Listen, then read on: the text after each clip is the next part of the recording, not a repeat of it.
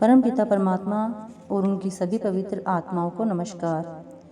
गुरु साहिब ने शब्द में आत्मा को लीन करके परमात्मा से मिलाप करने की साधना को सूरत शब्द योग नाम दिया है। आप फरमाते हैं कि सूरत को शब्द से जोड़कर सतलोक पहुंचाना ही मेरी युक्ति का सार है। इसको संतों ने सूरत शब्द योग भी कहा है। योग का अर्थ है जोड़ना। सूरत या आत्मा को शब्द से जोड़कर परमात्मा में लीन करना ही सूरत शब्द योग है। परमात्मा शब्द स्वरूप है और शब्द ही से सारी रचना हुई है और शब्द के जरिए से ही यह सूरत उतर कर आई है और शब्द के ही जरिए से ये चढ़ेगी। इसलिए संतों ने यह सबसे सीधा और सहज मार्ग जीव के उद्धार का जारी फरमाया है। शुरू ही से इसमें जीव के हाथ में मालिक का दामन पकड़ा दिया जाता है। संत सतगुरु जोरदार शब्दों में घोषणा करते हैं कि शब्द की कमाई के बिना जीवात्मा कभी सच्ची मुक्ति प्राप्त नहीं कर सकती। संसार के सभी पूर्ण संतों ने शब्द या नाम से अंतर्मेलिव जोड़ने को ही परमात्मा की सच्ची भक्ति और मुक्ति का एकमात्र साधन माना है। मन, माया और काल के भरमाए हुए जीव जप तप, पूजा पाठ, दान पुण्य, हवन, यज्ञ और अनेक प्रकार के हठ कर्मों में भटकते हैं। भक्ति के ये साधन जीवात्मा को कभी भी वास्तविक ठिकाने पर नहीं पहुंचा सकते। संत सतगुरु समझाते हैं कि परम पद की प्राप्ति के असली साधन नाम, सतगुरु और सत्संग है, पर लोग इन सहज साधनों को छोड़कर अनेक प्रकार के कष्टदायक साधनों में भटक रहे हैं। गुरु साहिब कहते हैं कि पुरोहितों तथा वेशधारियों ने अपने रोजगार या मान बढ़ाई के लिए लोगों को अनेक प्रकार के भ्रम जाल में फंसा रखा है। वे खुद सच्चे परमार्थ से खाली हैं, पर संतों की निंदा में सदा तत्पर रहते हैं। गुरु साहिब अफसोस करते हुए कहते हैं कि लोग सूरत शब्द के सीधे, सहज और फलदायक मार्ग को तज कर अन्य अनेक साधनों में फंसकर जिंदगी बर्बाद कर लेते हैं और उनके पल्ले कुछ नहीं पड़ता।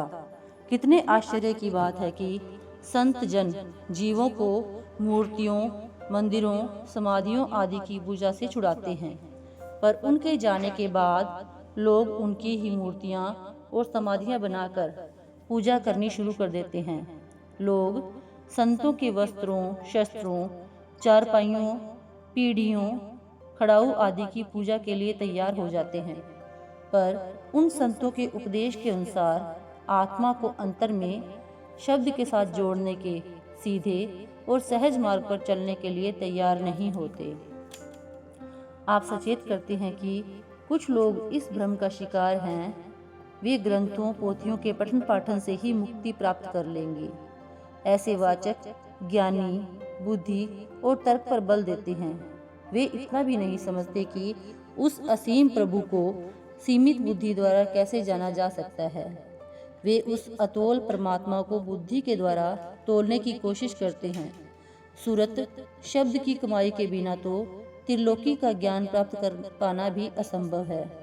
फिर जिस समुद्र की एक बूंद ने त्रिलोकी की रचना की है, मन बुद्धि के द्वारा परमेश्वर रूपी उस अनंत सागर का ज्ञान कैसे प्राप्त हो सकता है।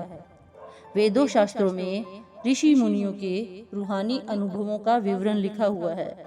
जब तक हम इन ग्रंथों शास्त्रों में लिखे उपदेश के अनुसार अमली या व्यवहारिक तौर पर परमात्मा की भक्ति द्वारा खुद वही अनुभव प्राप्त नहीं करते, हमें इन शास्त्रों में दिए हुए महात्माओं के रूहानी अनुभव का क्या लाभ हो सकता है। वाचक ज्ञानी ग्रंथों शास्त्रों में उच्च आध्यात्मिक अवस्था का वर्णन पढ़कर यह समझ लेते हैं कि उन्हें भी वह अवस्था प्राप्त हो गई। मानो कोई व्यक्ति किसी बाग की सुंदरता का औरों के द्वारा किया गया वर्णन पढ़कर प्रसन्न हो रहा हो। जब तक खुद बाग की सुंदरता नहीं देखी जाती, दूसरों के द्वारा उसका वर्णन पढ़ या सुनकर क्या लाभ हो सकता है। जब तक हम अभ्यास द्वारा खुद अंदर रूहानी तरक्की नहीं करते, तब तक हमें आंतरिक रूहानी दृश्यों का आनंद कैसे प्राप्त हो सकता है। गुरु साहिब कहते हैं, सच्ची रूहानियत विद्या और अविद्या दोनों से परे की वस्तु है।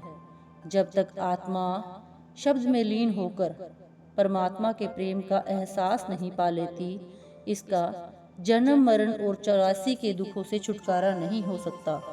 इसलिए ग्रंथ पोथियों को पढ़ने पर नहीं, बल्कि आत्मा को अंतर में शब्द या परमेश्वर में लीन करने पर जोर देना चाहिए।